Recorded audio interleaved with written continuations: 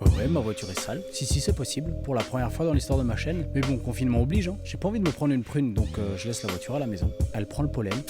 Suite à la vidéo du GPS et à de nombreuses demandes, je vais filmer pour vous l'installation du caisson plat que j'ai dans la voiture. Le seul souci, vous allez me dire, c'est que le caisson plat est déjà installé. Donc comment je peux faire une vidéo si c'est déjà installé? Bah c'est simple, je vais tout désinstaller et remonter tout comme si de rien n'était pour pouvoir vous filmer l'installation. Ah, de rien.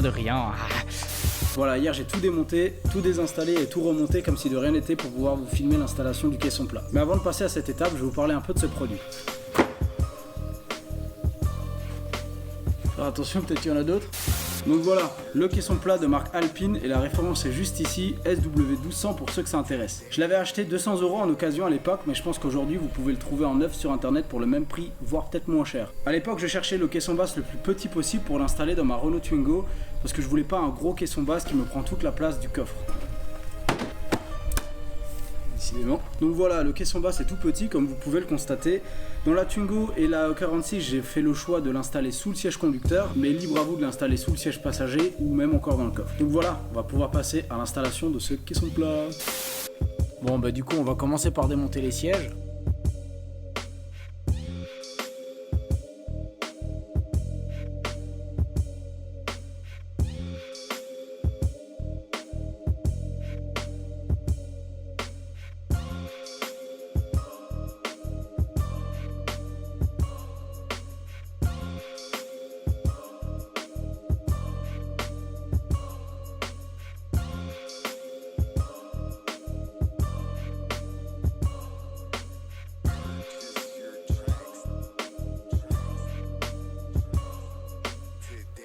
Ok, bon après à l'aide d'un tournevis cruciforme, on va démonter toute la console centrale là. On va tout de suite commencer par le cendrier. Ensuite dedans nous avons deux vis donc, cruciformes en plastique. Tout ça qui vient s'enlever. Ensuite on a à nouveau deux vis cruciformes. On peut enlever cette partie là ensuite. Ensuite on va déclipser le soufflet du frein à main. On va déclipser le soufflet de boîte de vitesse. On peut enlever le pommeau aussi, hein. Il suffit de tirer un grand coup dessus. Après nous avons deux vis cruciformes ici. On va tout de suite pouvoir déclipser là.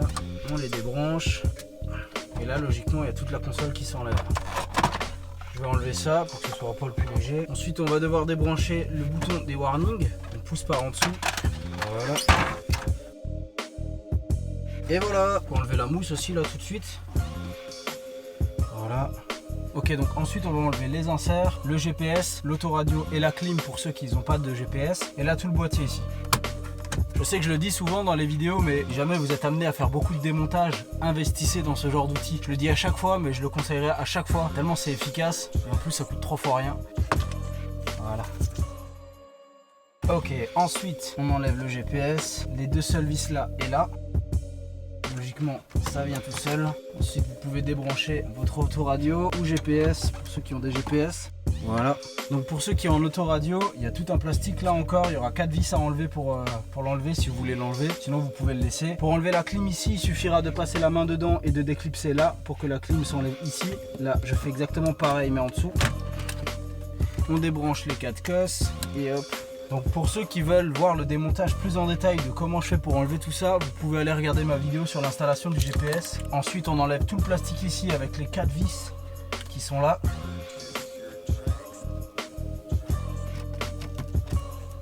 Ok, ensuite il y a le plastique qui doit venir tout seul, mais ne tirez pas trop fort. Il y a encore ici une connexion derrière et là l'allume-cigare.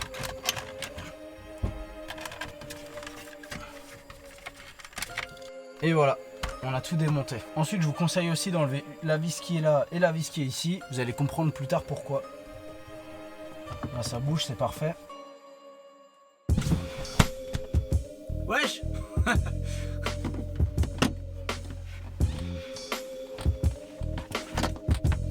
Voilà. Là, on a démonté absolument tout ce qu'il faut pour installer ce caisson plat. Bon bah du coup, voilà, vu que tout est démonté, vous pouvez en profiter pour passer un grand coup d'aspirateur dans la voiture, parce que souvent sous les sièges et dans les trucs, il y a plein de saletés. Donc voilà, c'était le conseil du jour. Sécurité enfant. Merde. On va passer par là. Hors caméra, j'ai juste enlevé le câble vert qui était ici. Pour ceux qui ont vu la vidéo sur l'installation du GPS, vous vous souvenez que je cherchais un plus après contact pour le caisson plat et j'en ai trouvé un ici qui se trouve être la prise sous le siège passager. Un abonné m'a contacté pour me déconseiller de garder ce branchement là. Il est électricien de profession et il m'a dit que c'était pas quelque chose de sûr et qu'il y avait peut-être des risques d'incendie. Donc on va pas faire la tête brûlée et on va complètement suivre ses conseils. D'ailleurs, merci beaucoup Valentin, ça m'a fait plaisir de discuter avec toi. Donc il m'a gentiment orienté vers le plus après contact du klaxon dans la boîte à fusibles. Mais bon, on fera ça plus tard.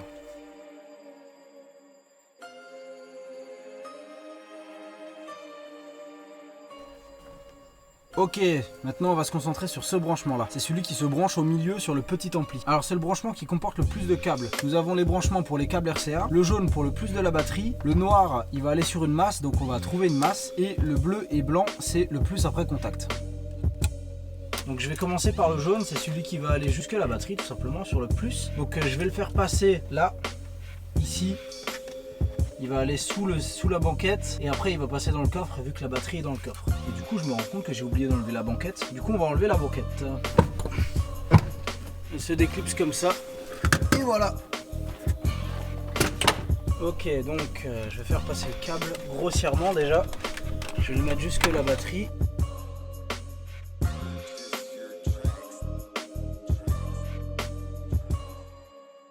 Donc là vous avez vu le câble passe là en dessous, ça c'est propre, on le voit pas. Voilà, ni vu ni connu. Ok, ensuite avec une douille de 10 on va dévisser ici. Et donc là on va prendre le câble noir et on va directement mettre la masse dessus là.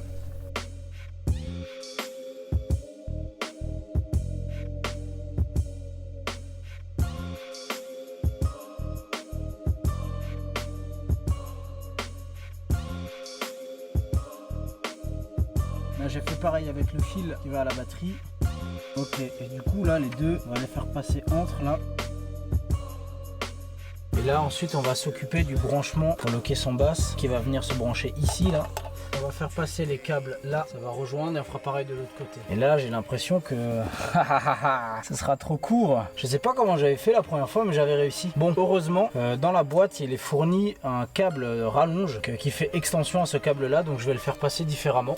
Ok, du coup j'ai mesuré la rallonge et il y a 4 mètres de câble, donc ne vous en faites pas, vous aurez assez de longueur. Donc je l'ai fait passer par là, ici, là il remonte, il revient là. À partir de là il passe en dessous ici. Donc là vous pouvez le voir. Et donc à partir de là-bas je l'ai fait emprunter le même chemin que le câble jaune de la batterie et le noir de la masse. Donc par ici, là-bas et après là en dessous, et il vient se brancher directement là sur le petit ampli tout mignon. Voilà, et ce qui reste ici, on va le cacher là en dessous. Bon, du coup pour les câbles RCA, vu qu'ils sont pas fournis dans la boîte, vous allez devoir vous en fournir. Et les câbles RCA, ça viendra se brancher directement derrière le GPS ou votre poste autoradio si vous avez un poste autoradio. Donc alors pour les câbles RCA, on va les faire passer là en dessous. C'est pour ça que je vous avais dit d'enlever les deux vis là.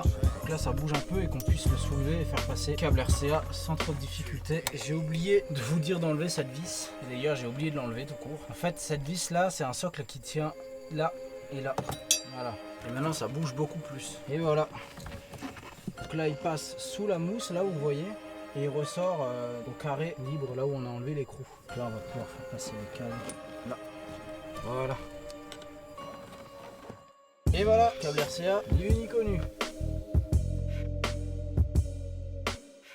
On va pouvoir réinstaller ça. Et moi, j'ai fait le choix d'installer la commande déportée là-dedans. Donc pour ceux qui n'ont pas vu la vidéo du GPS, je l'ai percé, mais je l'ai très mal fait, donc regardez pas trop. Allez hop, on fait passer le câble ici. Le câble passera par le même chemin que les câbles RCA. Moi je le fais passer là, hein, ça sera un peu le plus simple. Ok, si déjà on est là, on va pouvoir rebrancher l'allume-cigare et le bouton d'anti-patinage. On fait passer les câbles de la clim. Du coup, on va pouvoir cacher le câble de la commande déportée. Comme pour les câbles RCA, je le fais passer là-dedans.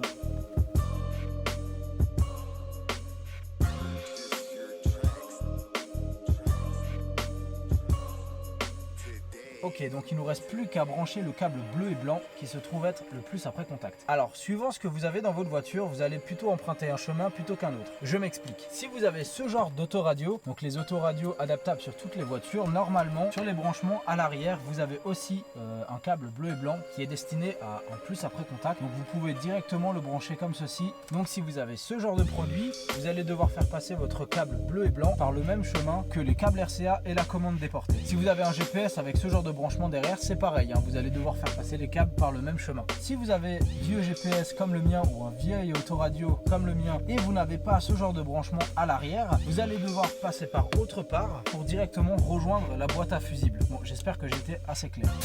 Bon, du coup, le branchement du plus après contact dans la boîte à fusibles, c'est ce que je vais faire en dernier. Tout simplement parce que j'attends par colis une toute petite pièce qui va m'aider à brancher ceci sur la boîte à fusible proprement. Ce que je vais faire préalablement, c'est déjà préparer et cacher le passage du câble. Comme ça, hein, vous connaissez le chemin maintenant. Hop, là. Et du coup, de là, on fera remonter directement dans la boîte à gants et on va pouvoir remonter le reste. Ok, donc là on va pouvoir commencer à remonter la console centrale. Donc on va remettre cette pièce là qu'on a enlevée tout à l'heure pour faciliter le passage des câbles RCA. On va pouvoir remettre les vis. Ok, ensuite on peut rebrancher la clim. Ok, ensuite on va pouvoir rebrancher le GPS. Donc alors RCA, c'est pas cela. Donc ça, c'est là que vient se brancher mes deux câbles RCA. Tac. La radio vient se brancher là. Celui-ci ici. Et voilà. Ensuite, nous avons plus qu'à remettre les deux vis.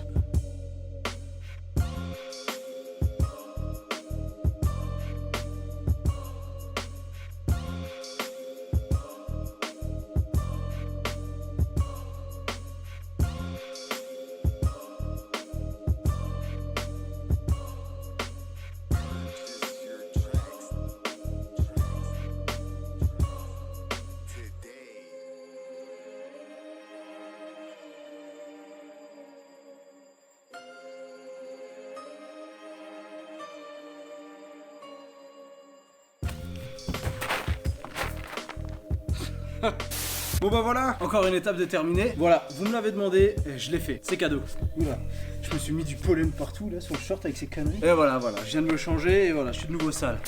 Alors bon, vous avez dû remarquer que je n'ai pas encore branché le plus après contact dans la boîte à fusibles et il y a une raison très simple. C'est juste que j'ai pas envie de bidouiller les câbles, donc j'ai acheté un fusible vraiment conçu pour avoir un plus après contact sur la boîte à fusibles et de faire ce branchement proprement. Pour ceux qui avaient l'intention de se brancher sur la boîte à fusibles comme moi je compte le faire, la vidéo arrivera, donc vu que j'ai commandé la pièce et que là on est toujours en confinement, je sais pas si les livraisons seront dans les temps, donc j'ai préféré mettre un terme à la vidéo et filmer ça dans une autre prochaine vidéo qui sera, ma foi, je pense, assez courte. Donc pour ceux qui ont l'occasion de se brancher sur leurs autoradios ou sur leur GPS, c'est simple, hein, vous avez juste à faire passer le câble par le même chemin que les câbles RCA ou la commande déportée. Et d'ailleurs, la commande déportée, si vous souhaitez l'installer à un autre endroit, vous n'êtes pas obligé de la mettre à cet endroit-là, hein. Le câble est assez long, je pense qu'il y a assez de place pour l'installer dans la boîte à gants, je sais pas, c'est une idée, ou peut-être dans le vide-poche côté conducteur, ou alors au part si vous avez une autre idée. Pour le caisson basse, évidemment, c'est pareil. Si vous désirez ne pas l'installer sous le siège conducteur ou passager, avec les 4 mètres de rallonge pour le caisson basse, il y a largement